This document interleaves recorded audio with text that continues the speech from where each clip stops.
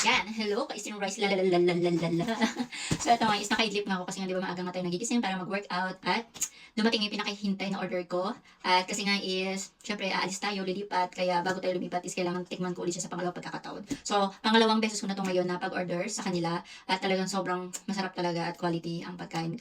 Yung mga nandito sa Japan or kung bago ka lang sa Japan at namimiss mo ang pagkain Pinoy, order ka lang dito sa page na to, hanapin mo lang ang Jack Uno at talagang marami ka ng pagpipilian. So, masarap sa kanila yung buko pie. Nung unang order ko sa kanila is buko pie. Itong pangalawang order ko naman ay ube pie. Kaya, tikman na natin at i-rate na natin.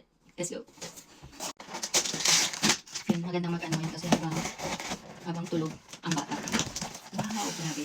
At ang pinakamaganda pa, kapag umorder ka sa kanila, sobrang matutuwa ka sa packaging nila. Sobrang ano talaga, napakalinis. Hindi siya yung, napakaganda. Napakaganda ng packaging nila sa pagkain. Kaya, wow. So, yung dating order ko kasi is buko pie. So, umorder naman ako ng ube buko pie. Tapos, bopis at caldereta. So, initin muna natin sa microwave, then tikman natin. Okay. Grabe, ang ganda ng pagkakagawa talaga nila. So, habang hinihintay ko muna minute yung caldereta at yung bopis. Tapos, sabay-sabay natin itong tikman. Excited na ako. So, eto na guys. Sobrang excited na ako. Pero unahin ko muna itong ube buko pie kasi nga takam ako. Tsaka favorite ko talaga mga ube. Kahit ano, basta ube. Ewan ko ba.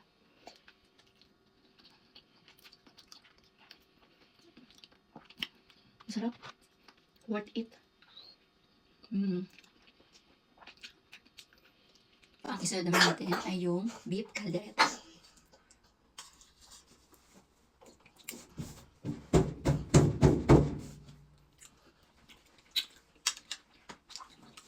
Grabe, ang sarap. Hindi siya maalat. At tama lang talaga.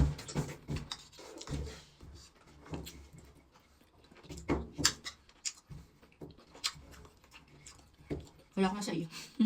So, alam niyo na ang dahilan ko bakit hindi tayo pumapayat. Pero syempre, kailangan everyday pa rin tayo mag-exercise. At least man lang lumalabas yung mga toxic natin sa katawan. Yun naman talaga ang the best. So, ang sunod naman natin ay bopis. Favorite ko to, bopis. Lalo na kapag may kasamang alak. Naku. Tignan natin. Okay. Cheers. Ay naputol.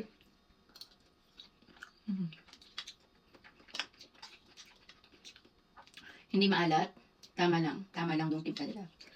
Kaya, masarap. Wala ko na sa'yo.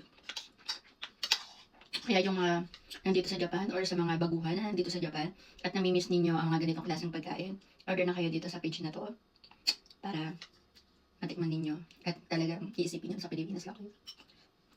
Ang sarap guys. Hanggang, bye.